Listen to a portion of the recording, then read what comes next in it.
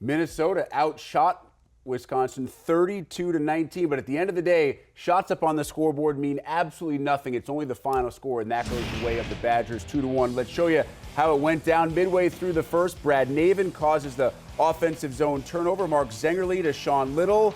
The save by Adam Wilcox. Later in the first, Wisconsin on the power play. It's Labate to Navin. Simonelli the shot. Simonelli, it goes through the pipes of Adam Wilcox. The Badgers take a 1-0 lead. Under 3 minutes to play in the first, Kyle Rao causing the turnover, finding Taylor Camerata. Camerata buries it. We are tied up at 1. That was McCabe turning it over. Keep that in mind as we foreshadow for you. You're going to think about McCabe again in the third. Final seconds of the first. Minnesota on the power play. Michael Mersch, the little dingle-dangle through the legs of Camerata, but Wilcox turns it aside, and we are tied at 1 after 1. Under a minute to play in the second. Under a minute into the second, I should say, Wisconsin on the odd man rush. And how about Wilcox? Side to side, the lateral movement just unbelievable to keep the game tied at 1. Then Wilcox turns aside Michael Mersch. We are still tied at 1. Mersch tried to go over the shoulder, but Wilcox was up to the task. On the other end, Joel Rumpel was as well. The redirection from Seth Ambrose standing in the front of the crease doesn't go. Then it's Mike Riley to Ambrose, who fires from the faceoff circle. This time Rumpel able to hold on, and so we go to the third, tied at 1. How about this pass from Hudson Fashing, the big frosh to Kyle Rao, who tried to get fancy. Look at Fashing with the move, and Rao tries to go between the wickets, 5-hole. Rumpel just closes it up in time.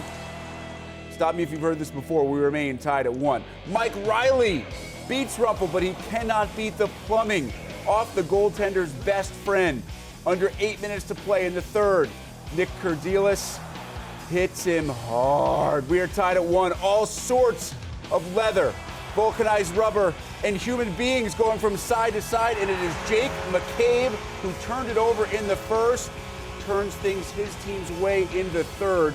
Wisconsin takes a 2-1 lead. Great patience by McCabe, and Rumpel makes it stand up as Wisconsin improves to 6-4-1 in the Big Ten. 15-8-2 overall. Minnesota's first official loss in the Big Ten, and you know the Gophers hate that it comes at the hands of the Badgers. Speaking of the Badgers, headman Mike Eaves now with our Rob Andringa. Coach, you were waiting for this. I believe the players were waiting ever since Saturday night in Ann Arbor. How do you think you played tonight? We looked like we were in a classroom all day. We didn't have great legs, and, somehow we found a way to win the game. I'll be real honest with you. There was a lot of things that we didn't like, but, the guys battled through it. They were disappointed in themselves after the second period, and they came out, we only had 2 shots in the third, and sometimes that's hockey. Yeah. Good teams find ways to win.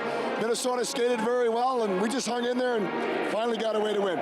But you also got some timely goals again from 2 defensemen, but more importantly, the power play goal. How big is that to get some confidence in the latter half of the season? Well, we got to get that going. I mean, we've had, in our last 3 games, we've had 4 power plays, Robbie. Our penalty killing has been at the opposite. Has been doing a great job, and they helped us again tonight. Lastly, Joel Rumpel. Again, a lot of people thought maybe he's had this up. I think he's played exceptionally well. He was great tonight. He looked calm in the net, didn't he? His movement, puck control. When he's calm and he makes it look easy, he's on. All right, thanks, Coach. Thanks, Robbie.